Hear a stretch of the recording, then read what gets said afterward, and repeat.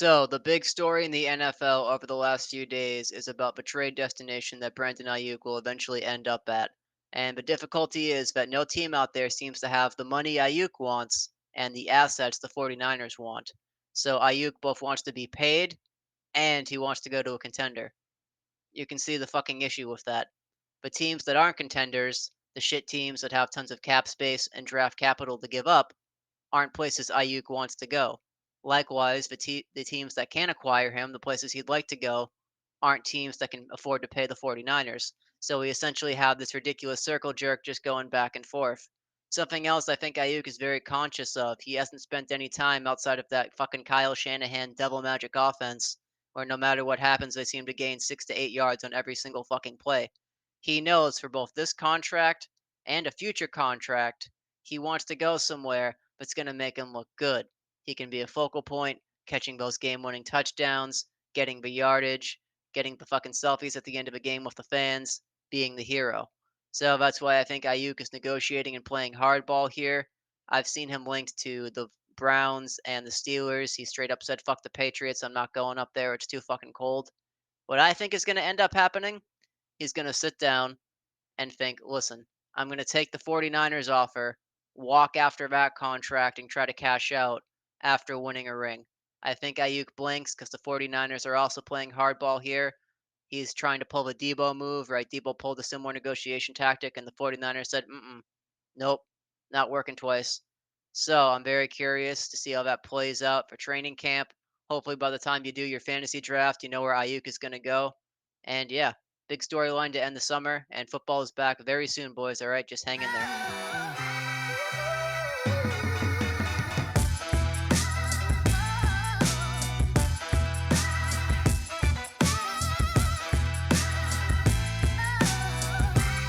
And ladies and gentlemen, welcome back to another episode of the Better Sports Show. I'm Ryan. I'm here tonight with my co-host, also Ryan, because Randy can't make it. So Ryan, thank you for joining us this evening. Oh, thanks, Ryan. Glad to be here. I have my own little Fight Club schizophrenia going on. And tonight, ladies and gentlemen, I'm here to talk to you about something that's very important, near and dear to my heart, our nation's history, and really society as a whole: college football.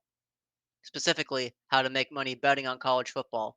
Even if you are a novice, you don't have to be Billy Walters. You don't have to know the name of every coordinator, historic matchups, right? The backups, the red shirts.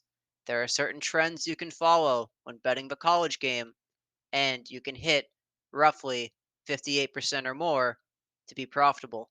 Let's start off with the easiest one. If you see a ranked team facing an unranked team, and the unranked team is the favorite, you should always take the unranked team. This particular trend hits upward of 80% of the time. Bonus points if the ranked team is a road team and the unranked team is a home team. I have made so much money off that just one particular thing. I almost won a college football pool back in the day. I came in second place and the fuckers kicked me out afterwards because they were scared of the smoke. But anyway, I digress. That's what I would do. I would use these trends, and that's the first one I would look for. Is a ranked team a road underdog? If they are, that's really fucking bad for them. Another trend: a ranked team on the road against a team that is either ranked lower than them or unranked, and the ranked team is a favorite of 2.5 points or less. 2.5 points is a death sentence for ranked teams in college football when they play on the road. It is the ultimate trap line because it activates the little inflection in your brain. Up 2.5 points, they just need to win by three. Three is a key football number, right? You could easily see this team winning by a field goal, 4 points, a touchdown, but man, that never ever seems to happen. When Vegas gives you that, they know there's some fuckery about. I'll never forget it. TCU versus Baylor. It was a game a few years ago.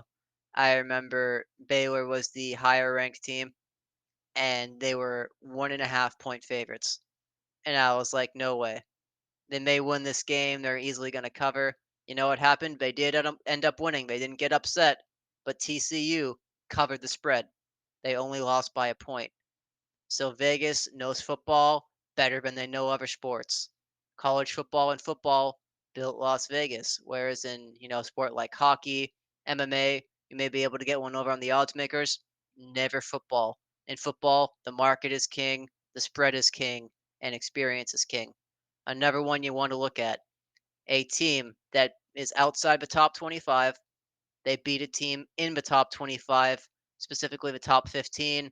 The fans are rushing, right? They're pulling down the fucking, stadium. They're pulling down the goalposts. And what happens next week? They're in a letdown spot. All that euphoria, all that big rush of adrenaline, it's gone now. Before you were partying with your boys after pulling off the upset. Now you're like on the road. Maybe you're in UTEP. Maybe you're at Oklahoma State out up in Stillwater. You're in an uncomfortable road environment. So going from that home euphoria to the road is also generally very bad. You see many teams blow it after getting their ranking, stealing that ranking from a top 25 team. They give it right back. They get upset themselves. And at the very least, they struggle to cover. Another one I like myself personally, when two ranked teams are scheduled to face off like a big boy battle, Michigan, Ohio State, Notre Dame in the first 3 weeks of the year, Georgia, Alabama. The week before that game, those teams kind of falter and fuck around a bit. They're focused on the following week. All the guys are hyped up to play their rivals, and they may overlook like a Missouri or a Vanderbilt or a Michigan State or an Iowa, a quality program that comes in and maybe gives them a run for their money. Now, oftentimes they don't lose out. So, to review those trends, we have unranked favorite, first ranked opponent, lower ranked or unranked opponent versus higher ranked opponent, where the unranked or lower ranked team is at home and the better team, quote unquote, is on the road and the spread is 2.5. A team after getting the big upset the following week, and two teams the week before a big game. Like the stuff on ESPN, College Game Day. That's what I mean by big game. Now, a few other ones, just miscellaneous off the top of my head.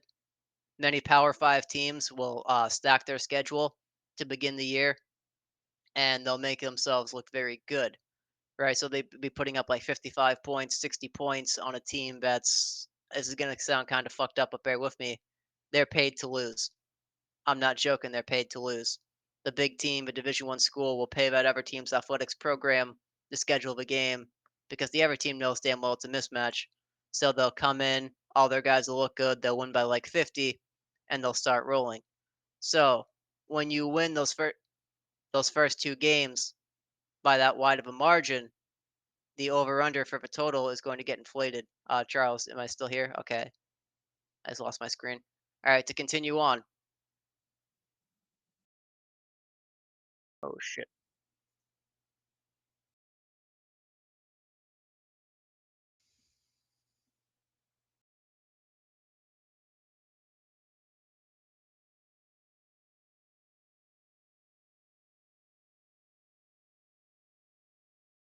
Okay, so we just recapped those betting trends we looked at. Now, here's some of my personal trends. These are ones that I believe. If you have your own, feel free to chime in and add them yourself. But this is just anecdotally what works for me. So, big rivalry games, upset games, games that have a bit of a historic prevalence to them, like Notre Dame versus BC, or when BC plays the red bandana game. Miami versus BC, Notre Dame versus Miami. These interconference, or at least they used to be with the current state of college football, but that's another video. Historic, like big matchups where there's just going to be history there. You know, it's always going to be close. You want to see those teams that are the underdogs generally cover the spread if it's a wider spread. If the bookmakers like them to potentially upset, it's like 3.5, 4.5. A lot of times the favorite will take that. But once you get into like a more disrespectful spread, like, fucking 14.5, 17.5, maybe even 20, that's when you definitely have to consider taking the points on the underdog. Another thing, never ever overlook a primetime game when it's college football. If they're begging you to take a ranked favorite in prime time, the spread's like 12.5. Think about it, 13 covers that easily. That's a football number. 6.5, 7 covers that easily. Football number. You have to be very wary. A case study of that is Duke versus Clemson, the beginning of last year, right? Clemson, 12.5 point favorites. They dump out right to that young Duke team. on the road. And the road. Playing on the road in college is just simply very different from playing on the road in the NFL. They're just not, I don't want to say they're not as good at it, but the better teams, the teams with better players, for whatever reason, are more likely to get upset or struggle more for the road games. And likewise, the weaker teams perform much better at home. Home field advantage in college is absolutely fucking gigantic. Other things to look out for. If there's a big emotional story that goes on, like all the players are rallying around someone, that's generally very good. Coaches playing their former assistants if they have the significantly better team. They'll try to run the score up. Nick Saban is pretty infamous for that. He would always fucking attack his former guys, just fucking lay it on them. And another thing, I've hit a lot of the big ones. Unders. College football, generally the bias is that there's a fuck ton of points, right? And you should always bet the over. Or at the very least, you want to bet the over, especially due to certain conferences. I wouldn't do that. Like I know all the joke is, oh yeah, Pac-12 after dark, they're gonna put up fucking 80 points. Go game by game, do the analysis, and see that some teams, despite playing in high-scoring conferences or having high-scoring matchups the weeks before, can easily go under on any given week. Non-Power Five conferences, the Sun Belt, you know, Conference USA, the teams that maybe don't get those billings on ESPN, but they're on during the week on like a Tuesday or a Wednesday. You can make a lot of money betting those teams, like a Southern Alabama or like an Arkansas Red Wolves. You want to find these teams that maybe the public doesn't know about. You can do your own research, follow beat reporters, talk to fans of that team, and perhaps find some type of edge for yourself. So that's another potential outlet you can look into there. I know that I myself have made a good amount of money betting on those disgusting teams nobody wants to watch. When UTEP was ranked a few years ago, they were pretty big for me, right? I got them at home as an underdog, and they just fucking tore shit up. It was great. So yeah, those teams the average person may not know a ton about can be very profitable if you do the research. Now, what else? Generally, when SEC teams during bowl season, when they travel and they play a good team or a higher ranked team from another conference, the SEC bias, I know people are going to hate this, but they perform pretty well. If you watched Ole Miss win that bowl game last year, it's shit like that because a lot of the times they're just used to a higher standard of competition. I know you're probably gagging right now because you've heard it 50 fucking million times, but the SEC advantage I think is real when it comes to facilities, scholarships, recruiting, and just the environment those guys play in and week out. Now I've hit a lot of the big ones for myself. Prop betting, I wouldn't fuck with prop betting too much. These are college kids, and for many of you, that's not even going to be legal. Another quick note: you probably can't bet on the college team in your state, depending on where you are outside of a major tournament. I can't bet on Boston College here in Massachusetts unless they make the March Madness. Then I can. Woo! Gotta love loopholes. And also, this is very important. It's dangerous to blindly bet college football because the bookies know that there are kids in their dorms every year.